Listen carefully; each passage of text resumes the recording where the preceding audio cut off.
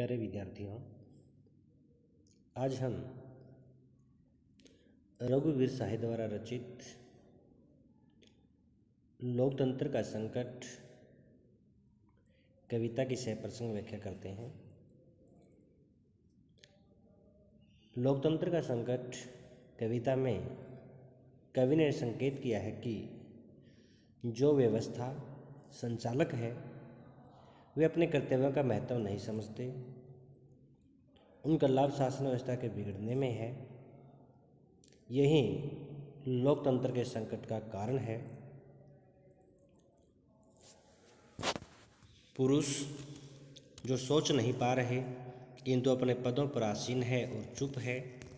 तानाशाह क्या तुम्हें इनकी भी जरूरत होगी जैसे तुम्हें उनकी है, जो कुछ न कुछ ऊट पटांग विरोध करते रहते हैं। सब व्यवस्थाएं अपने को और अधिक संकट के लिए तैयार करती रहती है और लोगों को बताती रहती है कि यह व्यवस्था बिगड़ रही है। तब जो लोग सचमुच जानते हैं कि व्यवस्था बिगड़ रही है वे उन लोगों के शोर में छिप जाते हैं जो इस व्यवस्था को और अधिक बिगाड़ते रहना चाहते हैं, क्योंकि उसी में उनका हित है। लोकतंत्र का विकास राज्यहीन समाज की ओर होता है, इसलिए लोकतंत्र में शासक बिगाड़कर राजतंत्र बनाते हैं। प्रस्तुत कविता हमारी हिंदी की पाठ्य पुस्तक समकालीन हिंदी कविता में संकलित लोकतंत्र का संकट शीर्षक कविता में से या लोकतंत्र का संकट से ली गई है। इस कविता के रचयिता श्री रघुवीर साहे जी हैं। इस कविता में कवि ने आज के युग में विद्यमान लोकतंत्र प्रणाली में विषमताओं की ओर संकेत किया है, जो लोकतंत्र के लिए संकट बनी हुई है। पुरुष जो सोच नहीं पा रहे किंतु अपने पदों पर आसीन है और चुप है। तानाशाह तो है अधिनायक, अर्थात जो अपनी मन मर्जी के अनुसार करता है। ऊट पटांग कहता है जैसे तुम्हें उनकी है, जो कुछ न कुछ ऊट पटांग होता है व्यर्थ।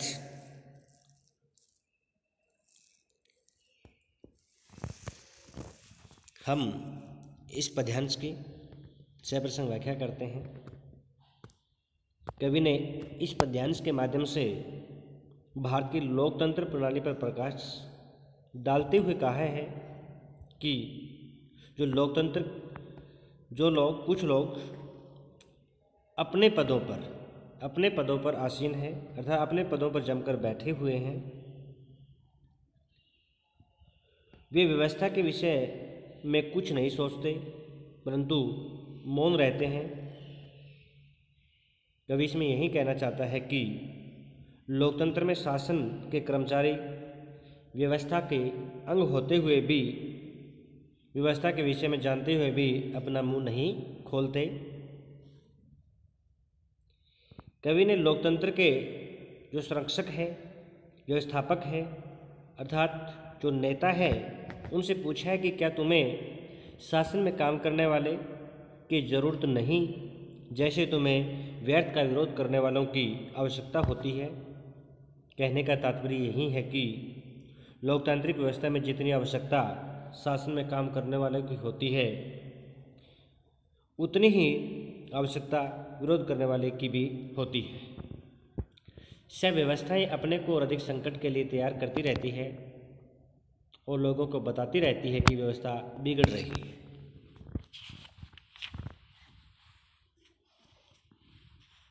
अर्थात सभी प्रकार की व्यवस्थाएं अपने आप को संकट के लिए तैयार करती रहती है, अर्थात ऐसी परिस्थितियां उत्पन्न करती रहती है कि जिनसे लगे कि व्यवस्था बिगड़ रही है। इतना ही नहीं, जो व्यवस्था के संरक्षक है यह बताते हैं कि लोगों को बताते हैं कि व्यवस्था बिगड़ रही है। वस्तु ऐसा करने से व्यवस्था को सुधारने के लिए शासकों को और अधिक समय मिल जाता है, जिससे वे मनमानी करने लग जाते हैं। तब जो लोग सचमुच जानते हैं कि व्यवस्था बिगड़ रही है, वे उन लोगों के शोर में छिप जाते हैं जो इस व्यवस्था को और अधिक बिगाड़ते रहना चाहते हैं। लोकतांत्रिक व्यवस्था में कुछ लोग वे भी होते हैं जो सच्चे अर्थों में जानते हैं कि व्यवस्था बिगड़ रही है।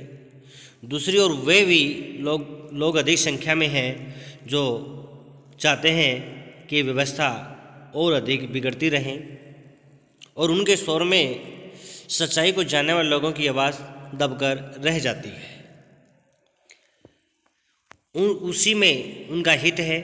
लोकतंत्र का विकास राज्य समाज की ओर होता है, इसलिए तो लोकतंत्र में शासक बिगाड़ कर राजतंत्र बनाते हैं।